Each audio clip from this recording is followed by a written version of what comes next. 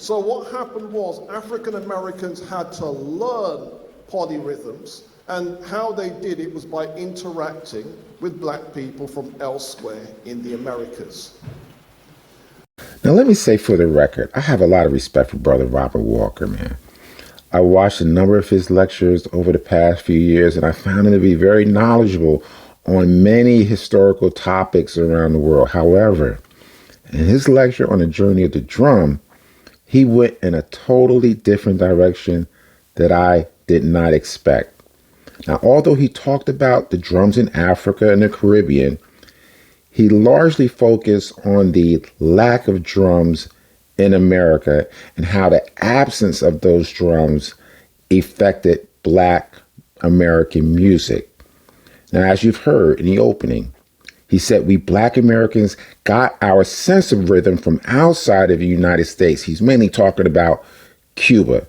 Now, to be honest, that's the first time I ever heard someone actually make that claim when referring to the history of Black American music.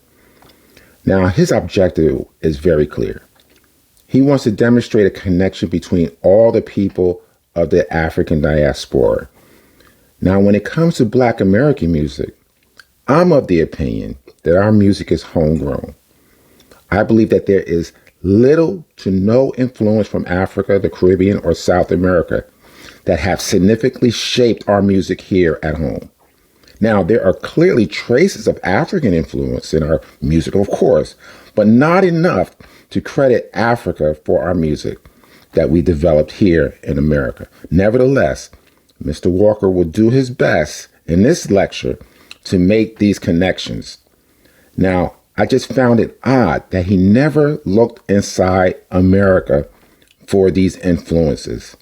Now, Mr. Walker's belief that Black American music is largely influenced by Afro-Cuban music has led him down a rabbit hole that ultimately caused him to arrive at conclusions that are very problematic. Now, let's listen to a few clips from his presentation, and by the end of this video, you might agree with me that Mr. Walker should not have given this lecture.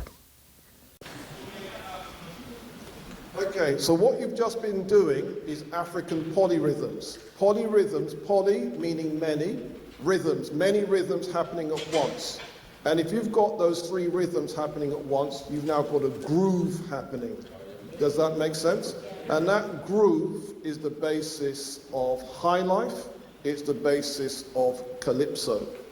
And essentially, when we're looking at African music in the Western diaspora, there is one music that doesn't have this. And this music that doesn't have it is African American. Black South American music has it, Black Central American music has it. And the reason why it doesn't exist in African American music is because there were very restrictive slave laws that were passed called Code Noir. And what Code Noir did was to ban the use of the drums. Does that make sense? So what happened was African Americans had to learn polyrhythms, and how they did it was by interacting with black people from elsewhere in the Americas. All right, now let's get a musician's opinion. Anyone know who this is?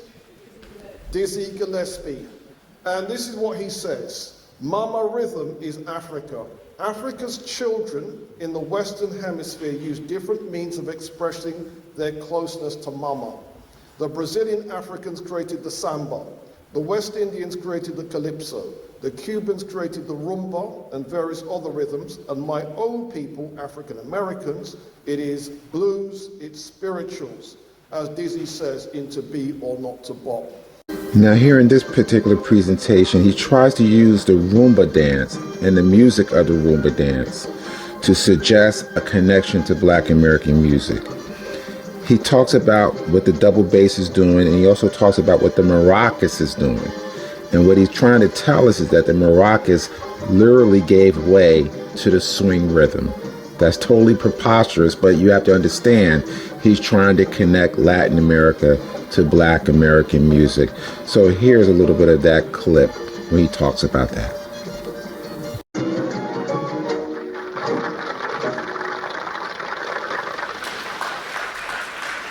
You have to admit that was the sickest. So my thing is, if that's what it's supposed to look like, that's the standard by which it should be judged. Elegance. I mean, the guy looked like he was floating on ice. Yeah? Elegance. All right, so what rhythmic pattern was the double bass playing? Did you notice? The rhythm was boom, boom, boom, boom, boom, boom, boom, boom, boom, boom, boom, boom, right? And then if you listen to the, now have we heard that pattern before? You were clicking it, weren't you? Does that make sense? And what was the other rhythm? Right, did we hear what the maracas was playing?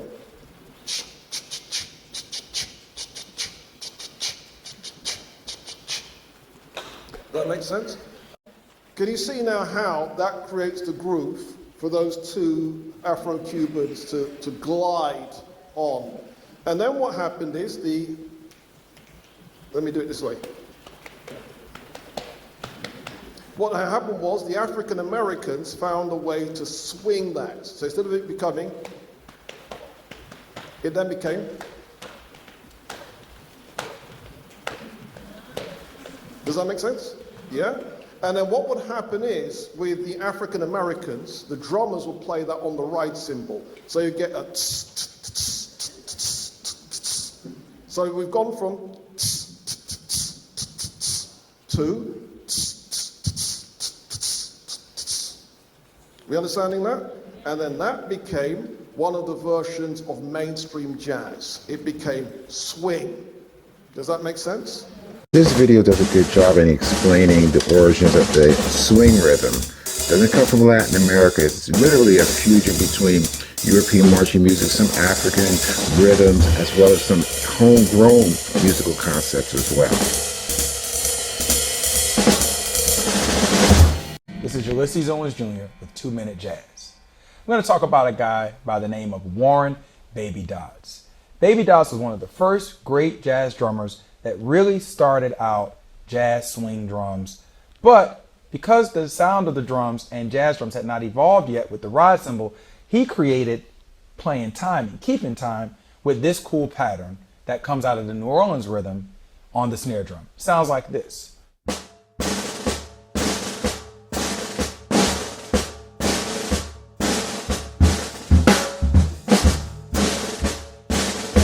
The cool thing is he's taking a quarter note, a buzz roll, and he's making that groove, all right? So, sounds like this again.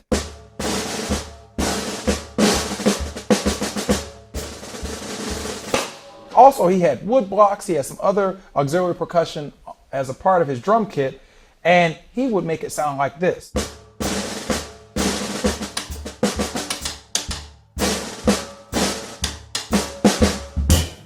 Then you get to the swing drum era, and with that era, you start playing on the hi-hat. So you take that nice, cool rhythm that Baby Dodds created. Now you're on the hi-hat.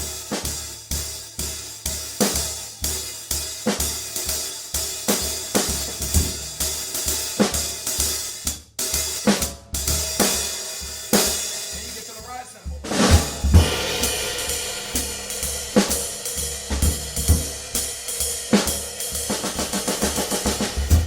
But none of that would be possible if not for Baby Dodds. In other words, this is now the reintroduction of drums into African American music. And Baby Dodds was a jazz drummer, and he worked with the two most important jazz men in history. And those two, right now, I'm going to show you who those two are, but what's really interesting is that the musicologists have traced the patterns that Baby Dodds played and traced them back to Africa. Does that make sense? Specifically, they found, for example, that there are people in Morocco that have got the same rhythms that appears in Baby Dodds' music. Are we understanding this? Okay, so what did he bring to the table? Thing from African heritage was drums. This is a North African drum, and the interesting thing about it, it has strings on it to make it sort of sizzle when we play it. I'm going to show you a couple of typical African rhythms that came to New Orleans and were played by famous New Orleans drummer Baby Dodds on the bass drum rim with two sticks playing the same beat together. Why? Because they would have a row of drummers. So they wanted to hear the two different sounds at once rather than just one guy playing. So they were looking for that sound, and that's how they got it. And this is a typical beat from Northwest Africa that came to America.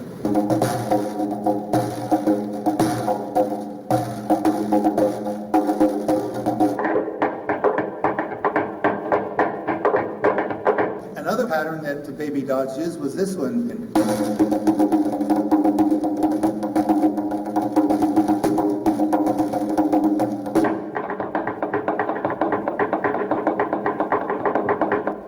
Are we getting this? And so Baby Dodds' music now became the drum patterns underneath the earliest form of jazz called New Orleans jazz. Now, with respect to the musicologists, I haven't found any documentation that supports a Moroccan influence in jazz drumming in New Orleans. Now, I remember some time ago on 60 Minutes, they featured this story about Moroccan blues as if the blues was created in Morocco. Now, what I do know is that during the 11th and 16th century, there was a slave trade that involved West Africans being brought to Morocco. We also heard the story that the blues comes from Africa or West Africa as well. Now, what I do know is that the blues was born in America. It comes from the field hollers and spirituals and work songs. It doesn't have anything to do with Africa. So I just find it intriguing that people will lay claims to Black American music. And I understand why it's the most popular and most influential. So it doesn't surprise me that people would make claims. So with respect to this musicologist to suggest that there was a Moroccan influence, I totally reject it. It's not supported by documentation. All right, now, why is African American music different to the rest of the diaspora? Can you see that that's the front cover of a jazz album, and on the front cover we've got a little boy sitting down, and on the blackboard it says Black Codes from the Underground. And what the Black Codes were, Code Noir. This was repressive slave legislation to cut the drums out of African American music. And once that happened, it cut the polyrhythmic complexity also out of African American music. So the impact was African American music developed differently and sounds different to Black Central and South American music. Does that make sense? Now, did you notice that one of the rhythms was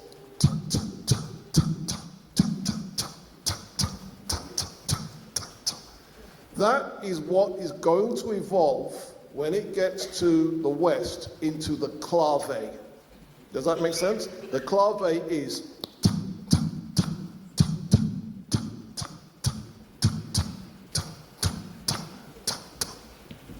all right, now, how did African Americans get around the Code Noir? You've got to remember now, they're enslaved in America. The Code Noir has been passed as law, which now suppresses the drums. So African Americans have to come up with a way of getting past that. Does that make sense? So here is a professor of dance explaining how African Americans got around that. The Juba dance was born from enslaved Africans' experience on the plantation. Brought to the Americas stripped of a common spoken language, this dance was a way for enslaved Africans to remember where they're from. It may have looked something like this.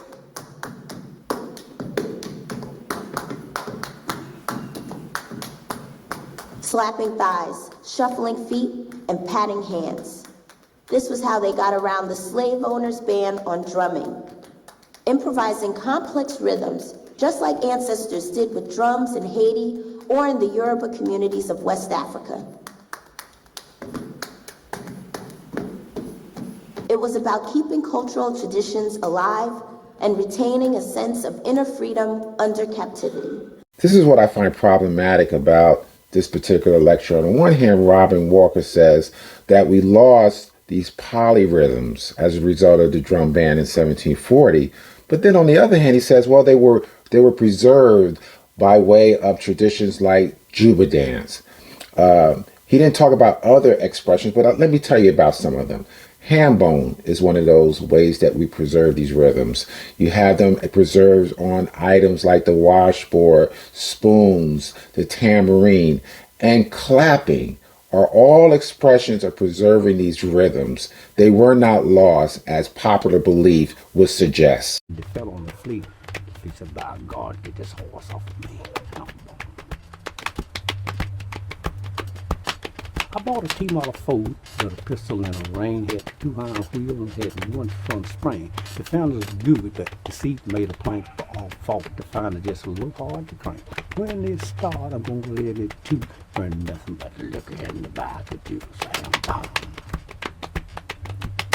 If you want to go to heaven when you D-I-E, you gotta put on your car and your T-I-E. If you want to get the best that N-U-T, you gotta get on the floor and shake it U-T. Hound dog.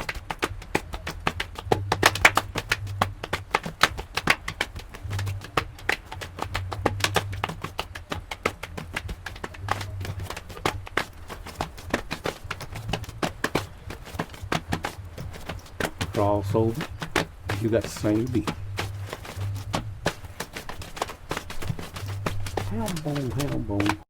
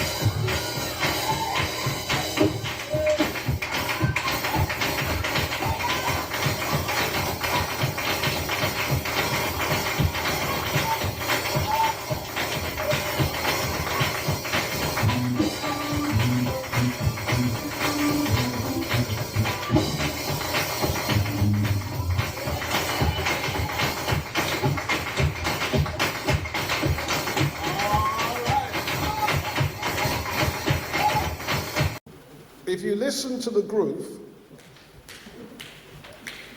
right, can you remember that you've heard a bit of that before? You've heard. So can you hear that groove is half of a clave? Does that make sense? Yeah? So dance hall is half of a clave groove. Now, what happened is the musicologists have broken down what clave looks like. And there's one pattern, which is the son clave, and the one that we've just been doing is the 3-2 son clave, right, which is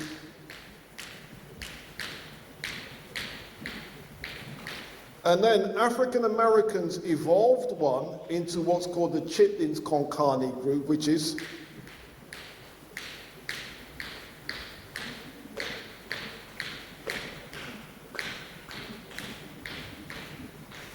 And if you remember Leon's presentation where you had the child banging on the fridge, that was the groove that child was doing.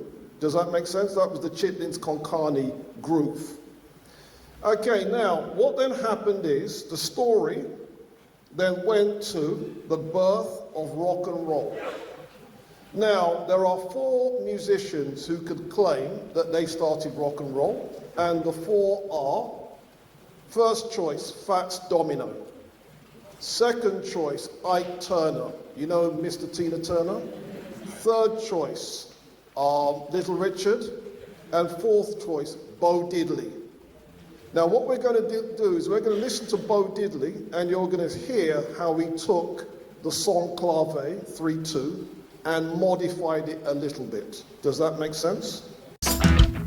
He made the claim that Bo Diddley modified that rhythm. I'm actually playing another guitarist playing a Bo Diddley rhythm due to copyright issues. However, if you listen closely, you can hear the clave rhythm. Understand this, the clave rhythm, as we know it, was in America. It didn't come from Cuba.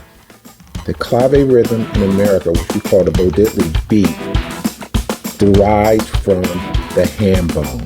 Songs and changing them, and it mutates over time, and you can trace this kind of ancestry of sound through many, many, many songs. And in this one, I straight up took from Bo Diddley's beat, which is called the ham bone beat, because blues musicians used to hit their bodies. They'd hit their thighs.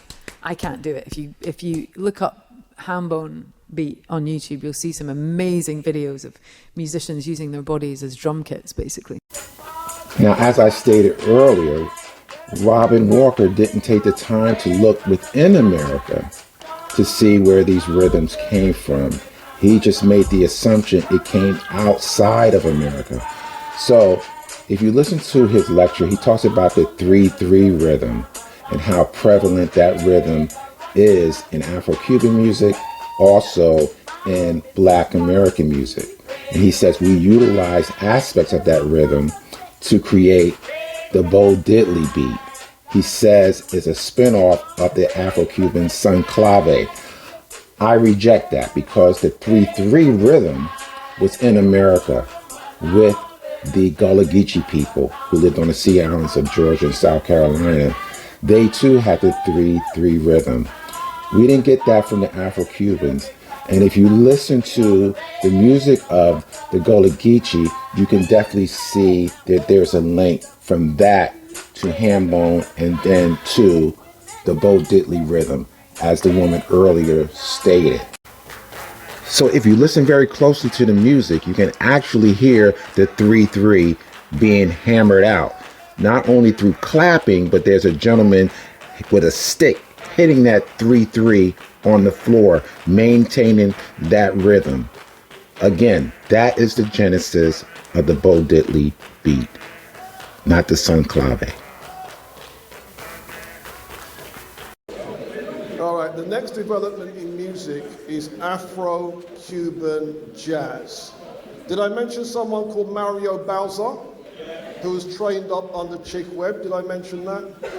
Okay, what then happened was he sent for his people in Cuba, brought them to New York City, and in New York City they were going to evolve a new type of music called Afro-Cuban jazz. Now, Afro-Cuban does not have code noir, consequently it has all the polyrhythmic complexity. You're going to be listening to 3 drummers and a jazz orchestra. Does that make sense? So you're going to hear a rich tapestry of percussion. And the piece itself is called Tanga, and this is their breakout hit. I think they recorded this in 1949.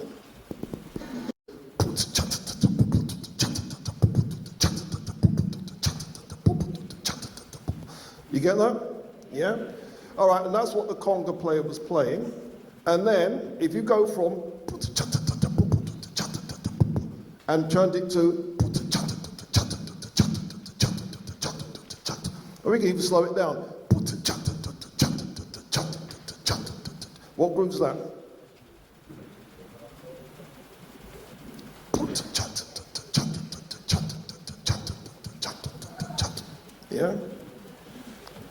People don't know. That is the basis of rock and roll. Except now, this is Little Richard doing it. Does that make sense? Remember the groove? And there's a particular groove within rock and roll, and it's called boogie woogie. Yeah, that's the basis of boogie woogie. All right, so people don't know. I think we need to hear it.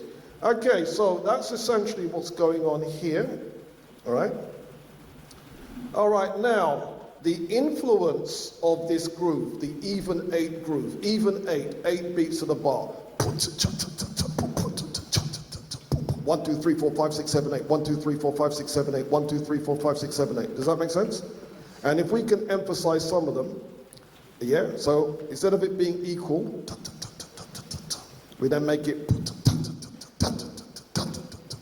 and the head starts doing this. Do you get this? That's now your rock and roll groove. Now, Franz Machito and the Afro-Cuban Jazz Orchestra, you can see it in Spanish, Machito, Afro-Cubana, yes? No one's calling this thing Latin. No one is calling this thing Latin. Are we understanding this? Yeah? All right, now, African American boogie woogie. Remember what we said? We're going from to, yes? You're going to hear it.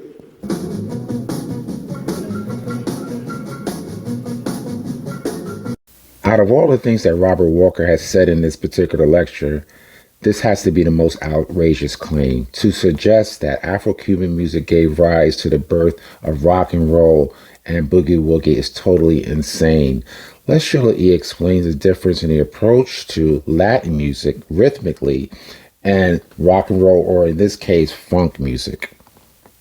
The other thing that was really interesting was for Latin percussion players and how traditional Latin percussion is played, they had to abide by the clave, which is something that a lot of people don't know. And it's, instead of the funk being 2 and 4, which 1, 2, 3, 4, you got this clave. It's either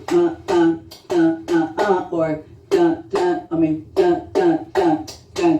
So it's 2, 3, or 3, 2. With percussion players playing salsa music, they wanted to apply that clave to the funk. They wanted to apply clave to jazz, and it didn't always work. And so us as percussion players, especially me growing up with my dad being a Latin jazz artist, you know, he said for me not to listen to the clave, that to ignore the clave and listen to the 2 and 4, that's your clave, is that funk, that 2 and 4.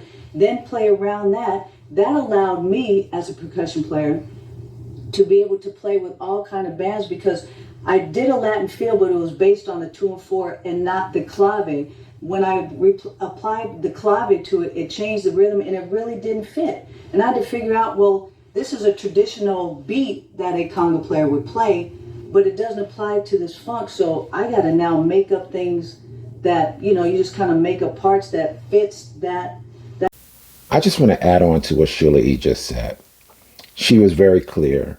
Black American music is based on the 2 and 4. Latin music is not.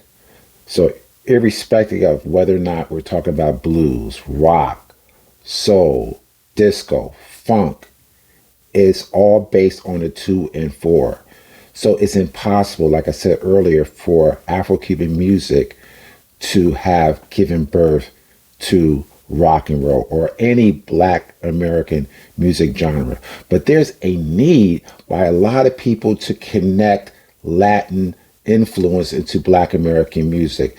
Let me give you a quote by an ethnomusicologist. His name is Paul Austerlitz. And this is what he says, and I quote, African American musicians began incorporating Afro-Caribbean and Latin elements so thoroughly that while the influences are clear, the results sometimes obscure the origins of the specific rhythms at play.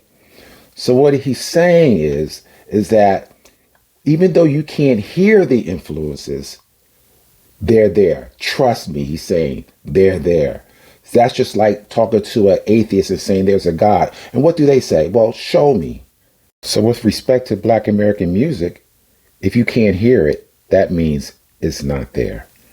I understand context is everything, so what I'll do, I'll leave the link of his lecture in the description box, so this way you too can actually watch it and make your own assessment of what was said and whether or not you agree or disagree with me.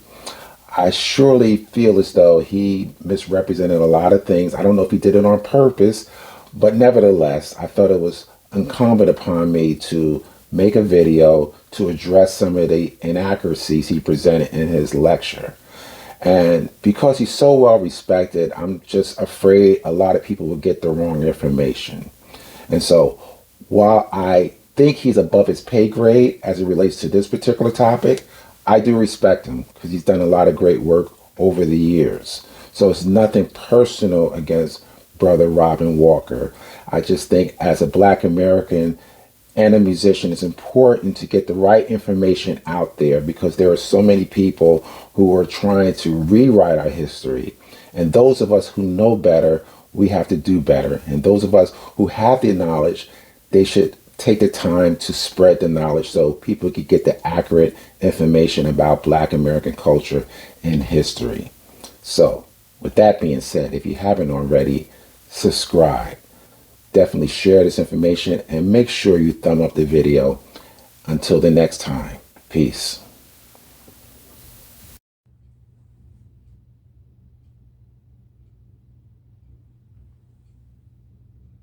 Because this journey is just beginning.